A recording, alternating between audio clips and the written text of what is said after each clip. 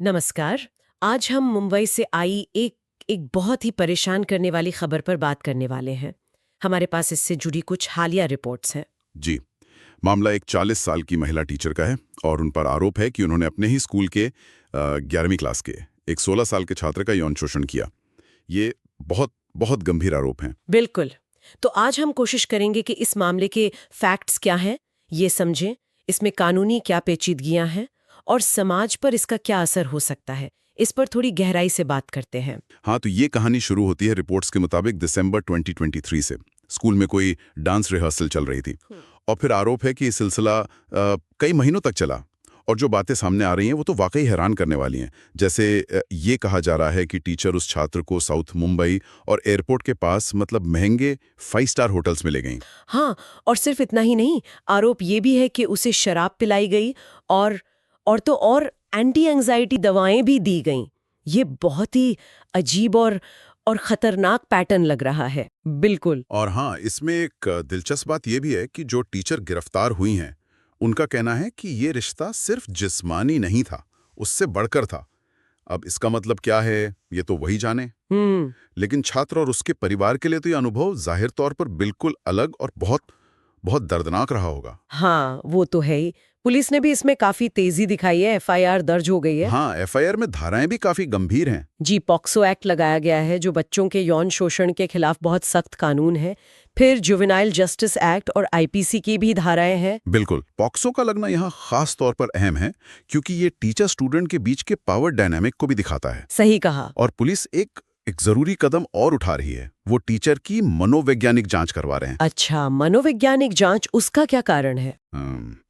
देखिए, इसका एक मकसद तो शायद ये जानना है कि उनकी मानसिक स्थिति कैसी है, पर शायद उससे भी बड़ा कारण ये है कि वो बाद में किसी तरह की मानसिक अस्थिरता का बहाना ना बना सकें, मतलब कानूनी बचाव न ले सकें। समझ गई। ये एक तरह से प्रीएम्प्टिव स्टेप है। बिल्कुल।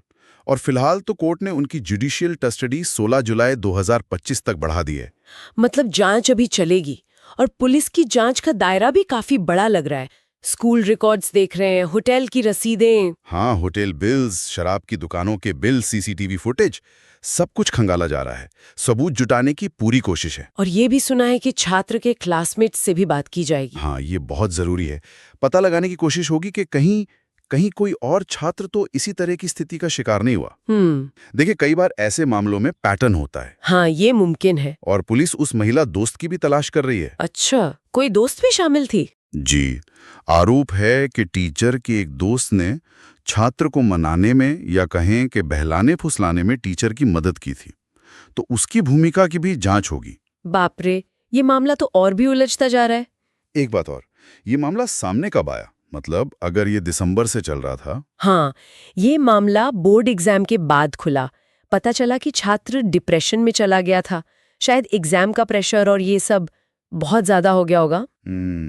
और फिर जब टीचर ने उससे दोबारा संपर्क करने की कोशिश की, तब जाकर परिवार ने हिम्मत जुटाई और शिकायत दर्ज कराई।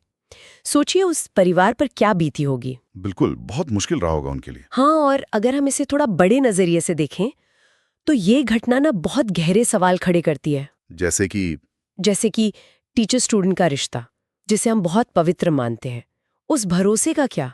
स्कूलों में बच्चों की सेफ्टी कितनी है? और जो स्कूल या संस्थाएं हैं, उनकी क्या जिम्मेदारी बनती है? सही बात है। और पीओसीओ जैसे सख्त कानून के तहत ऐसे अपराधों में सजा भी बहुत गंभीर है। मतलब 7 साल से लेकर उम्र कैद तक हो सकती है। ये दिखाता है कि हमारा कानून इसे कितनी गंभीरता से लेता है। तो इसका मतलब ये हुआ कि अब स्कूलों पर और ज्यादा दबाव बनेगा कि वो अपनी पॉलिसीज को सख्त करें, निगरानी बढ़ाएं। बिल्कुल।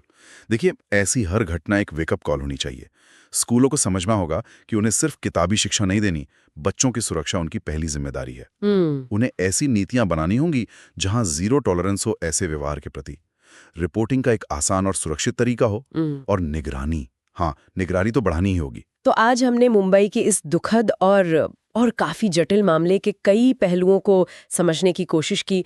घटना कैसे हुई, कानूनी कार्रवाई क्या हो रही है और इसका समाज पर क्या असर पड़ सकता है। हाँ, और जाते जाते एक सवाल शायद हम सबके लिए, कि जब वो जगह ही बच्चों के लिए असुरक्षित हो जाएं, जिन पर हम सबसे ज्यादा भरोसा करते हैं, जैसे स्कूल, तो फिर हमें अपने समाज को, अपनी संस्थाओं को कितना बदलने की जरूरत है? हमें अपनी मौजूदा प्रक्रियाओं और सोच पर कितना गहरा पुनर्विचार करना होगा ताकि बच्चे सच में सुरक्षित रह सकें।